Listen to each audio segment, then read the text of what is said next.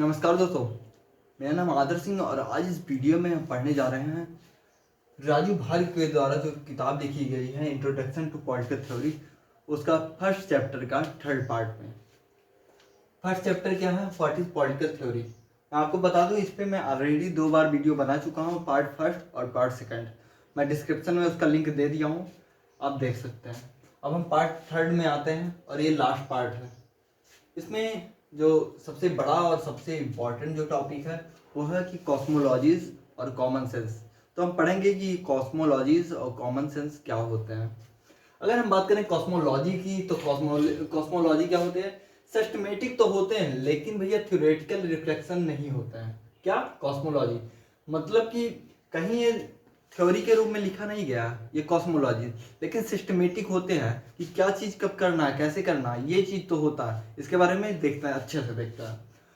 तो ये एक तरह का गार्ड होता है जो एक जाल बना लेता है। जाल किस चीज का बनाता है? फिजिकल जाल, उसके बाद physical, biological, social, mental, spiritual world, इसकी एक जाल बनाता है और इसी को कहते हैं कॉस्मोलॉजी। अब मान लीजिए कि आपका कोई धर्म है, आपकी कोई जाति है, या फिर आपका कोई कल्चर है, तो उससे आपने जो समय के साथ सीखा है, ये समय के साथ बढ़ता है कॉस्मोलॉजी। आपने जो चीज सीखा है उसी को कॉस्मोलॉजी कहते हैं। हाँ, कहीं ये जो कॉस्मोलॉजीज होती है ये थ्योरी रूप में, कहीं थ्योरेटिकल रूप में लिखा नहीं गया, लेकिन क्या है कि आपको पूरा आइडिया है कि क्या चीज कब कैसे करना है। और इसी जो है कॉस्मोलॉजी से एक नया टर्म निकल के आता है, वो है कॉमन सेंस। कॉमन सेंस क्या होता है? कॉस्मोलॉजी जो होती है वो फ्रिक्वेंटली, लगातार जो है इन्फॉर्म करती रहती हैं कोई चीज, और यही जो है सोसाइटी में कॉमन सेंस बन जाता है, सोसाइटी का कॉमन सेंस। फॉर एग्जाम्पल में हम उदाहरण ले सकता है कि मान लीजिए आप किसी धर्म से हैं, आप हिंदू धर्म हैं या आप इस्लाम धर्म से हैं। हिंदू धर्म से हैं तो आपका जो फेस्टिवल रहेगा, ठीक है, उसका मैं एग्जाम्पल ले सकता हूँ होली का एग्जाम्पल। और अगर आप मुस्लिम हैं या फिर इस्लाम धर्म से हैं तो फिर आपका एग्जाम्पल हो सकता है कि आप ईद ले लीजिए। तो हमको पूरा पता है कि भैया इसमें प्रैक्टिस कैसे करना है, जो हमारे सोशल और रिलीजियस प्रैक्टिस है ये किस तरीके से होंगे। होली में हमें पता है कि एक दूसरे के ऊपर गुलाल लगा, एक दूसरे के ऊपर रंग फेंकना है, गुलाल लगाना है। हाँ, और ईद में हमको पता है कि अपने भाइयों को गले लगाना है। तो ये कॉस्मोलॉजी जो हमारे दिमाग में सेव हो गई और यही फ्रिक्वेंटली हमको इन्फॉर्म करती है और सोसाइटी की कॉमन सेंस बन जाती है। तो हमें पता है कि लगातार जब कोई चीज इन्फॉर्म करता रहेगा तो कॉमन सेंस हो जाएगा। अभी मान लीजिए कि होली है, आप वहाँ ढेर सारा दीपक जला रहे हैं होली में, तो लोग क्या कहेंगे कि कॉमन सेंस नहीं है क्या? कि होली में क्या किया जाता है? होली में भैया रंग लगाया जाता है, एक दूसरे के ऊपर रंग, गुजिया खाई जाती है। लेकिन यहाँ पर आप तो दीपक जला रहे हैं ढेर सारा, हाँ, दिवाली वाला काम कर रहे हैं। तो यहाँ पर ये होगा कि आपकी जो कॉस्मोलॉजी है वो सही नहीं है। हाँ, आपके कॉमन सेंस जो है वो कॉस्मोलॉजी ने आपको अच्छी तरीके से कॉमन सेंस नहीं दिया है। तो यही चीज है कि कॉस्मोलॉजी और कॉमन सेंस जो ना एक दूसरे से रिलेटेड है। फिर से देखते हैं, कॉस्मोलॉजी क्या सिस्टमेटिक तो है, हमको पता है क्या चीज कैसे, क्यों, कब, कैसे क्या करना है, लेकिन ये थ्योरेटिकल नहीं है। कहीं भी इसमें डिटेल सोर्स हमको नहीं मिलता, बिल्कुल भी नहीं मिलता। और एक तरह का ये वेब है किस चीज का? फिजिकल, बायोलॉजिकल, मेंटल, उसके बाद सोशल, स्पिरिचुअल वर्ल्ड का, और यही कॉमन सेंस बन जाता है। हाँ, यहाँ किसी को सिखाने की जरूरत नहीं पड़ती, सोसाइटी धीरे धीरे यही कॉस्मोलॉजीज हमको सिखा देती है। कैसे? कल्चर के द्वारा, ट्रेडिशन के द्वारा, या फिर रिलीजन हो गया, कास्ट के द्वारा। ये चीजें हम धीरे धीरे जो है सीखते जाते हैं समय के साथ, जैसे जैसे हम बड़े होते हैं। तो यह था हमारा पार्ट कॉस्मोलॉजीज, और उसके बाद फिर कॉमन सेंस के बारे में। दोस्तों, अब हम लास्ट टॉपिक जो है हमारा वो है पॉलिटिकल, इसके बारे में पढ़ेंगे। अभी तक तो हमने थ्योरी के बारे में इतना डीपली पढ़ा, अब हम जानेंगे कि पॉलिटिकल का भैया मतलब क्या होता है, पॉलिटिकल की स्टार्टिंग कहाँ से होती है। पॉलिटिकल का अगर वैसे हम देखें तो एक लाइन में कह सकते हैं कि पॉलिटिकल जो है एक तरीका है कि किस तरह से पावर जो है, जो शक्ति है, वो यूज की गई है या फिर अचीव की गई है किसी स्टेट के द्वारा या किसी कम्युनिटी के द्वारा। ठीक है, political is a way of power used and achieved in the community और स्टेट। लेकिन फिर भी अगर देखें तो राजू भार कहते हैं कि इसका कोई एक मीनिंग नहीं होता भैया, इसका मल्टीपल मीनिंग होता है। किसका? पॉलिटिकल का। जैसे हमको पता है कि पॉलिटिकल वर्ड की स्टार्टिंग जो है पॉलिस वर्ड से होती है, जो एक ग्रीक लैंग्वेज है, क्योंकि इसके जो पिता है वो अरिस्टोटल थे, अरस्तु थे। हाँ, तो पॉलिस जो है उसका मतलब वहां पर ग्रीक में था सिटी। लेकिन ये कहना सही नहीं है कि ये सिर्फ एक सिटी के लिए या फिर कोई एक स्टेट के लिए तक ये पॉलिटिकल वर्ड रहता है। ये तो पूरे वर्ल्ड के लिए, पूरे कॉमन वर्ल्ड के लिए पॉलिटिकल वर्ड का इस्तेमाल किया जाता है। और इसके साथ ही साथ सिंपली हम इसको कह सकते हैं कि ये एक ऐसा वर्ड है जो पूरी कम्युनिटी, जिसका मतलब होता है पूरी कम्युनिटी से ही पॉलिटिक्स बनता है, कम्युनिटी से ही पॉलिटिकल बनता है। तो इसीलिए इसको हम सिर्फ एक स्टेट तक, एक सिटी तक हम इसको नहीं रख सकते। पूरे कॉमन वर्ल्ड को या फिर पूरी सारी कम्युनिटी को जो है हमको एक करना होगा अगर हम पॉलिटिकल समझते हैं। तो एक स्कॉलर हैं, एक पॉलिटिकल थिंकर है, उनका नाम है हन्ना आरेंट। तो उन्होंने कहा कि सिर्फ जो है शब्दों से और जो परसुएशंस हैं, वर्ड्स और परसुएशंस है जो है, हम पॉलिटिकल को डिसाइड कर सकते हैं। हमें ज़रूरत नहीं है फोर्स का या फिर वायलेंस का इस्तेमाल करने का पॉलिटिकल में, ठीक है। तो ये क्या कहते हैं, टू बी पॉलिटिकल। अगर हमको पॉलिटिकल होना है, टू लिव इन पॉलिस, मतलब कि आपको सिटी में अगर रहना है, as Arendt tell us, means that everything is to be decided through words and the persuasion and not through force and violence. मतलब कि जैसे हमने बताया कि फोर्स और वायलेंस का इस्तेमाल हम नहीं करेंगे जो है, अगर हमको पॉलिटिकल वर्ड जो है समझाना है या समझना है। यहाँ पर हम वर्ड से और परसुएशन से जो है इस वर्ड को जो है समझ सकते हैं इजीली। जो टर्म पॉलिटिकल है, तो इसका मतलब क्या, ये पॉइंट आउट क्या करता है, specific mood off decision making. Political जो है इसका क्या मतलब हो गया कि specific mood off the decision making, एक अलग तरीके से एक अलग तरीका हो गया डिसीजन बनाने का। किसके द्वारा, शब्द के द्वारा, अगर हम इनकी बातें माने तो।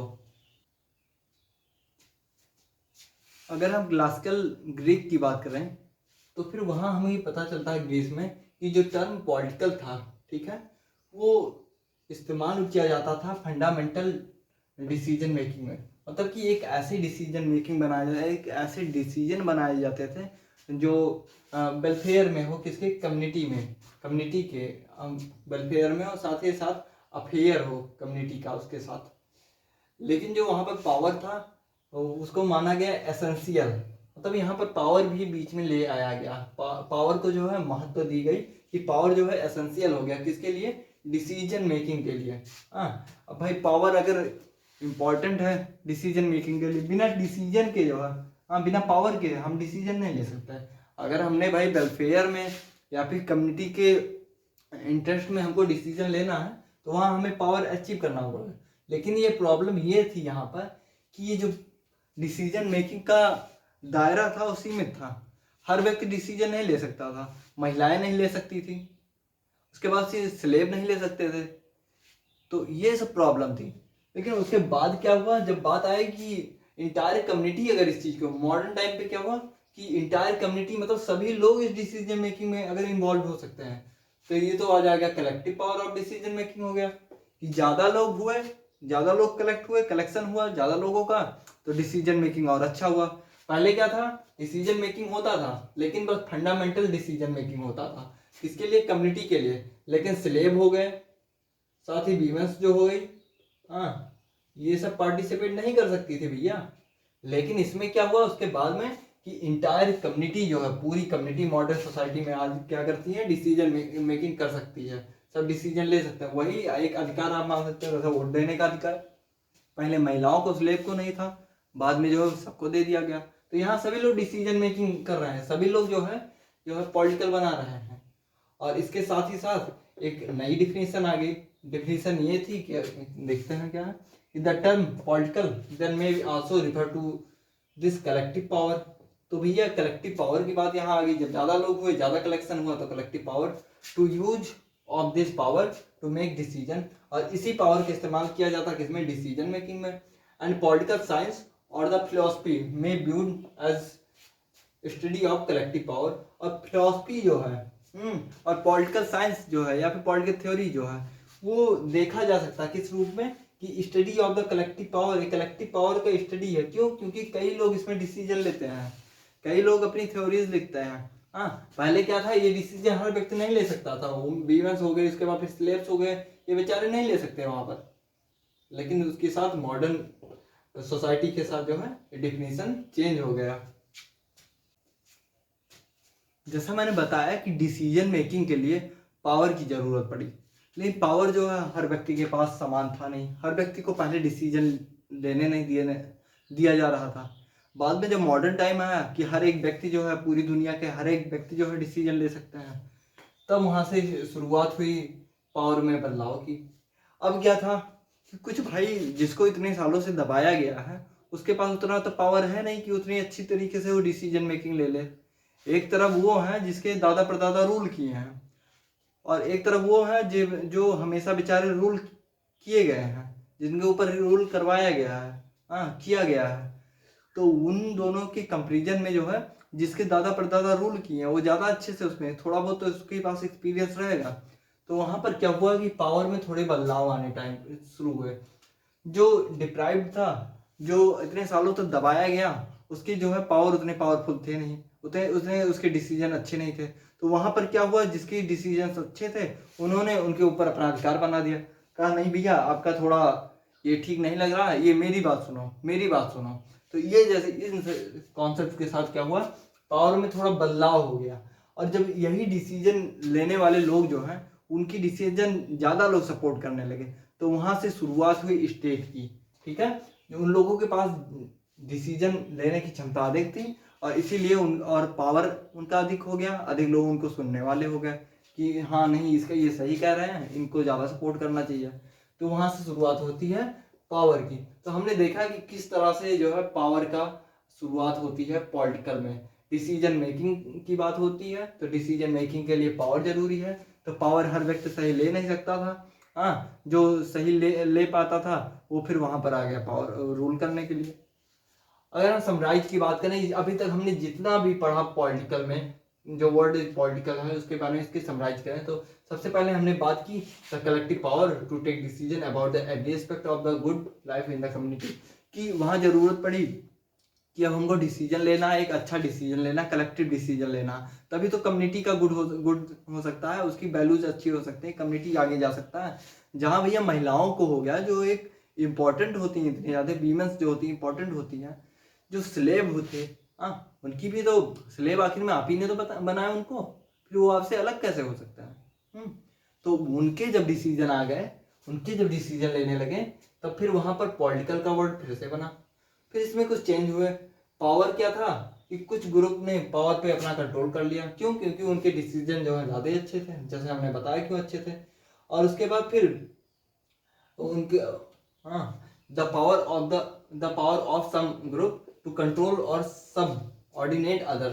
ठीक है, पावर आ गया तो कुछ ग्रुप ने दूसरे पे कंट्रोल करना चालू कर दिया, in order to realise not the good of the entire community but their own interest, own narrow interest. लेकिन तब वो जो पावर था, जो उनके पास डिसीजन मेकिंग की क्षमता हुई, हाँ जो उनके रूल करने की जो क्षमता है, उससे क्या हुआ, उन्होंने पूरी इंटायर कम्युनिटी के वेलफेयर में कोई काम नहीं चालू किया। वहां पर वो रियलाइज करने लगे क्या, अपना नैरो इंटरेस्ट, अपने इंटरेस्ट की बात करने लगे भैया। वो लोग जिसके पास पावर आया वो अपने इंटरेस्ट पे बात करने लगे।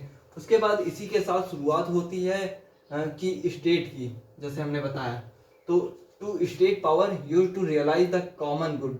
उसके बाद स्टेट पावर, जब ये पावर आया तो उसने क्या किया, लोगों के की इंटरेस्ट को और जो गुड्स थे, लोगों के वैल्यूज जो थे, उसको क्या किया, इसने रियलाइज करना चालू किया स्टेट पावर ने। उसके बाद फिर डी वाला जो कॉन्सेप्ट है वो क्या है, state power use to exercise domination by the one group over other. मतलब पहले रियलाइज किया कि इस कम्युनिटी के बारे में, उसको पढ़ा अच्छे से, जाना ये, हाँ स्टेट पावर ने। उसके बाद भैया डोमिनेशन चालू कर दिया। यही तो किया था अंग्रेजों ने। पहले वो आए तो हमारी हिस्ट्री पढ़ना चालू किए, तो हिस्ट्री से हमारी कमियां निकाले कि कौन कौन सी कमी है। अच्छा, इनके क्या क्या होता है, इनके दादा परदादा जो है ऐसे थे कि एक भाई लड़ रहा है तो दूसरा जाके दूसरे से मिल जाता था, शत्रुओं से, जो एनिमी जो थे उनसे मिल जाता था। तो उन्होंने जब इस चीज़ को पढ़ा तो कहा ओ, इस चीज़ का फायदा उठाया जा सकता है, तो उस चीज़ का फायदा उठा। तो यही सेम चीज़ किया, पहले इसने पढ़ा लोगों के बारे में, लोगों का गुड और वैल्यू को रियलाइज किया स्टेट पावर ने। उसके बाद दूसरों के जो है डोमिनेशन पर रूल कर दिया। फिर से एक बार हम बात करते हैं कि जब पावर की बात आती है, पॉलिटिकल में डिसीजन लेना था, अब डिसीजन बिना पावर के लिया नहीं जा सकता था, तो यहाँ बात आई कि पूरी कम्युनिटी पावर लेगी, सिर्फ कुछ ही लोग पावर नहीं लेंगे। तो इसके साथ शुरुआत होती है, जो लोग जिसका बैकग्राउंड अच्छा था वो बढ़िया पॉलिटिकल डिसीजन लेने लगे, मतलब वो पावर था उनके पास तो बढ़िया डिसीजन ले, उनके डिसीजन को अधिक लोगों ने माना। वहीं से शुरुआत हुई उनके और ज़्यादा पावरफुल होने की, वहाँ से स्टेट की ऑरिजिन हुई। उसके बाद फिर स्टेट पावर ने क्या किया, लोगों के गुड्स और कॉमन जो वैल्यूज थे उसको रियलाइज किया, देखा कि क्या भैया इनके अंदर क्या कमी है क्या वो, उसके बाद फिर उसने डोमिनेशन उस पर रूल करना स्टार्ट कर दिया। यही था भैया पॉलिटिकल, राजू भार्गव का व्हाट इज पॉलिटिकल थ्योरी में यह आखिरी टॉपिक था, इसका समाप्ति हुआ। और फिर जय हिंद, जय भारत। अगर आपको अच्छा लगा हो तो चैनल सब्सक्राइब करिए। Thank you.